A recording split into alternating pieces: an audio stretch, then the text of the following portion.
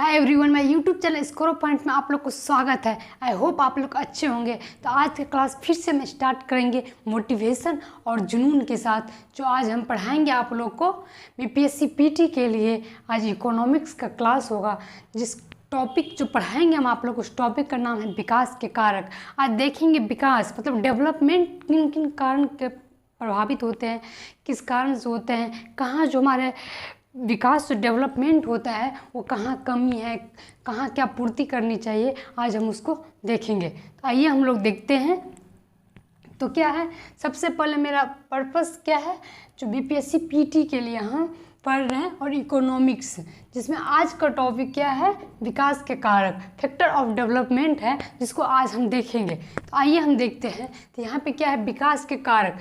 विकास के कारक जो डेवलपमेंट होता है, जो किन किन कारणों से डेवलपमेंट होता है, कहाँ हमको डेवलपमेंट करने में किन किन चीज़ों को देखते हैं, वो आज हम बहुत अच्छे से और आसान तरीक़ों से देखेंगे। तो आइए देखते हैं। तो विकास के कारक, विकास के कारक पर एक क्या है, दो चीज़ों से प्रभावित करता है। पहला है भौतिक कारक, दूसरा है सामाजिक कारक। जब भी हमारे दिमाग में भौतिक कारक आए, तो भौतिक का मतलब जिन चीज़ों को हम भौतिक रूप से देख पाते हैं उसे भौतिक कारक, और सामाजिक कारक जो समाज में जो उसकी उपस्थिति में जो कारक होगा उसको देखेंगे। तो यहाँ पे क्या है, भौतिक कारक और सामाजिक कारक। तो भौतिक कारक और सामाजिक कारक मतलब भौतिक विकास, भौतिक डेवलपमेंट जो होगा, और सामाजिक डेवलपमेंट जो होगा, एक दूसरे का मतलब पूरक है। इसके बिना ये संभव नहीं, इसके बिना ये संभव नहीं। तो ये क्या है, भौतिक सामाजिक कारक भी यहाँ क्या है, सामाजिक कारक में क्या है, सामाजिक विकास और भौतिक विकास, ये एक दूसरे का पूरक है। कहने का मतलब एक दूसरे से मिलावट है, मतलब एक दूसरे से जुड़े हुए हैं। ये होगा तो ये जरूर होगा, ये भी होगा तो ये जरूर होगा, एक दूसरे से मिले हुए हैं, हम ये कह सकते हैं। दूसरी बात क्या है, यहाँ पे देख लेते हैं कि भौतिक संसाधन, यहाँ से ये भौतिक कारक, इसके बाद ये, और इसके बाद क्या देख लेते हैं हम लोग, भौतिक संसाधन।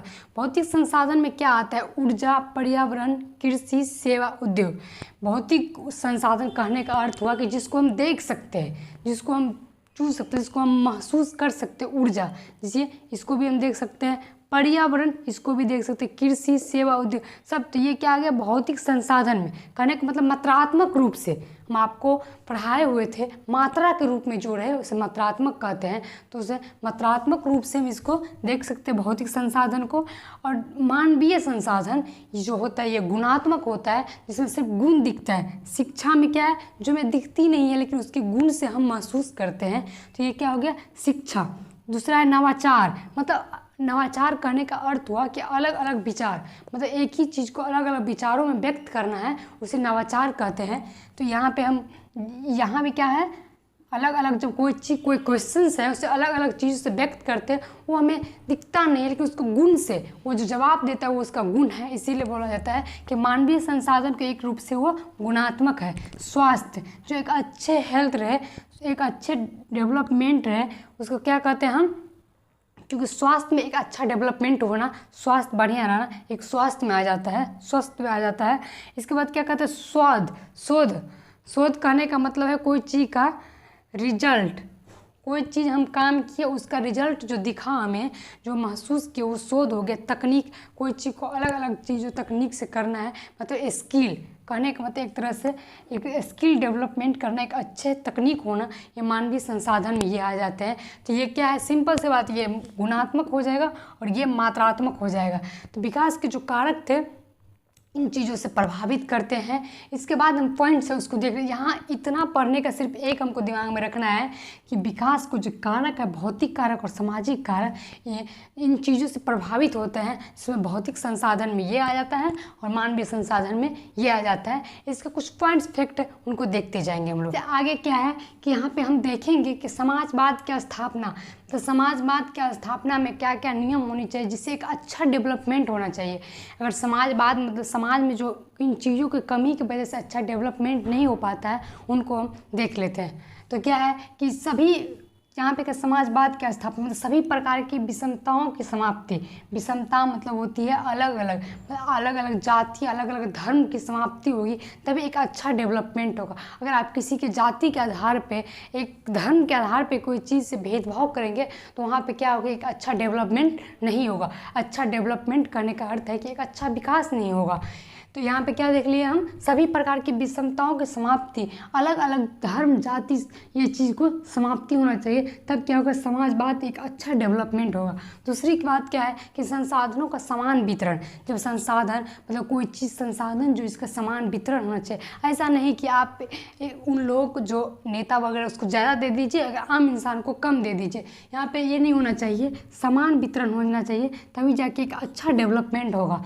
तीसरी बात क्या है कि संसाधनों की सभी तक पहुंच होनी चाहिए। संसाधनों की सभी तक, ऐसा नहीं कि बिहार में पहुंच गया और दूसरे राज्य में नहीं पहुंचा। इसीलिए क्या बोलते हैं कि सभी तक पहुंच होना चाहिए। ऐसा नहीं कि दिल्ली में आ गया और बिहार में नहीं आया, तो क्या हो गया, तो ये चीज़ गलत होना चाहिए। संसाधनों का सभी तक पहुंच होना चाहिए, तभी जाके एक अच्छा डेवलपमेंट होगा।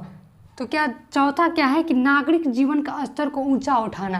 मतलब नागरिक जीवन, जो जीवन यापन है, उसको हमेशा एक ऊंचा लेवल पे ले जाने पर ही एक अच्छा विकास और अच्छा डेवलपमेंट होगा। जिसको क्या समाजवाद का स्थापना में इतना रूल्स है, एक तरह से कह सकते हैं कि इतना हम नियम को पालन करने पर एक अच्छा डेवलपमेंट कर सकते हैं, जो विकास को प्रभावित करता है इन चीज़ों को। इसके बाद हम लोग देख लेते हैं भौतिक सामाजिक संसाधन। मतलब भौतिक सामाजिक संसाधन के आधार पर अर्थव्यवस्था के प्रकार, मतलब भौतिक सामाजिक, गर्मी बहुत है, भौतिक सामाजिक संसाधन के आधार पर अर्थव्यवस्था के प्रकार। तो क्या है, पूंजीवादी अर्थव्यवस्था, और पहला क्या है, पूंजीवादी अर्थव्यवस्था। पूंजीवादी अर्थव्यवस्था, अर्थ कहने का अर्थ होगा पैसा, ठीक। इसके बाद क्या, समाजवादी अर्थव्यवस्था, मिश्रित। ये और ये, इन दोनों का जो दोनों रहे, इसका क्या हो जाएगा, तीसरा मिश्रित अर्थव्यवस्था। तो ये तीन चीज़ों हैं जो भौतिक सामाजिक संसाधन के आधार पर अर्थव्यवस्था का प्रकार बांटा गया। पहला पूंजीवाद, दूसरा समाजवादी और तीसरा मिश्रित। इन दोनों का जो होगा ये तीसरा हो जाएगा मिश्रित। इन चीज़ों का, अब हम इन तीनों को देख लेते हैं कि इन तीनों का गवर्नमेंट का क्या राय रहता है, गवर्नमेंट की पॉलिसी कितना है, निजी पॉलिसी कितने है, उस सब कुछ को हम देख लेते हैं। तो ये हम लोग को डेवलपमेंट करने में एक अच्छा और सहायक होता है, जिसको हम ये देखेंगे कभी भी धर्म के आधार पर हम लोग को कोई चीज़ को भेदभाव नहीं करनी चाहिए। अब कभी भी जब आप नॉलेज होते हैं, जब आप पढ़ने जाते हैं, जब आप पढ़े स्कूल में, तो कभी आपको ये नहीं सिखाए गए हैं कि आप उन बच्चे को जाति धर्म की वजह से आप किसी के पास नहीं बैठे। इसीलिए तभी जाके एक अच्छा डेवलपमेंट होता है। तो इसीलिए आपको हमेशा इस चीज़ को ध्यान में रखना है। इसके आगे हम लोग देख लेते हैं कि जो 3 पिलर है उसको हम देख लेते हैं कि इकोनॉमिक जो होता है ना, मतलब कोई भी चीज़ की इकोनॉमी जो होता है, जो किस तरह से अर्थव्यवस्था उसका अच्छा होना चाहिए, इसको आज देख लेते हैं। जिसमें तीन जो पूंजीवाद है, समाजवादी है और मिश्रित है, उसको में जो क्या आता है उनको भी देख लेते हैं। तो क्या है कि इकोनॉमी के 3 पिलर्स होते हैं। क्या यहाँ पे इकोनॉमी के 3 पिलर्स है, एक समझने के लिए मैंने एक बस आपको लिख दिया है, इसको देखना है आप लोग को। तो इकोनॉमी के 3 पिलर्स होते हैं। पहला क्या, प्रोडक्शन, मतलब कोई चीज़ को आप उत्पाद करेंगे, प्रोडक्शन करेंगे, कोई चीज़ को उत्पाद करेंगे। इसके बाद दूसरा क्या है, सप्लाई, मतलब उसको सप्लाई करेंगे, उसको क्या करेंगे हम लोग, कोई चीज़ को पहले प्रोडक्शन किए, उत्पाद के, इसके बाद उसको सप्लाई किए, इसके बाद उसको कंट्रोल। ऐसा नहीं, कंट्रोल करने का अर्थ हुआ कि उन चीज़ों को, कोई चीज़ का आप सप्लाई, मतलब कोई चीज़ का आप उत्पाद किए, उसको बेचने के लिए बेहिसाब, जहाँ मुझे 4 की ज़रूरत है वहाँ आप 10 भेज देंगे, तो क्या होगा, हमारी 6 बर्बाद होगा, जिससे अर्थव्यवस्था खराब होगी। तो यहाँ पर क्या है कि पहला प्रोडक्शन, कोई चीज़ का आप उत्पाद कीजिए, फिर सप्लाई कीजिए और फिर उसको कंट्रोल में रखिए। इसी से क्या होगा, मेरा इकोनॉमी जो है एक अच्छा और एक अर्थव्यवस्था होगा। इसको क्या देख लिए हम, ये 3 है इकोनॉमी के पिलर। जिसमें पहला जो है समाजवादी अर्थव्यवस्था, वहाँ जो 3 पढ़े हुए, 3 देखे थे प्रकार उनके, जिसमें पहला क्या देखते हैं हम, समाजवादी अर्थव्यवस्था में ये जो प्रोडक्शन, सप्लाई और कंट्रोल, ये तीनों गवर्नमेंट के हाथ में रहता है, सरकार के हाथ में रहता है।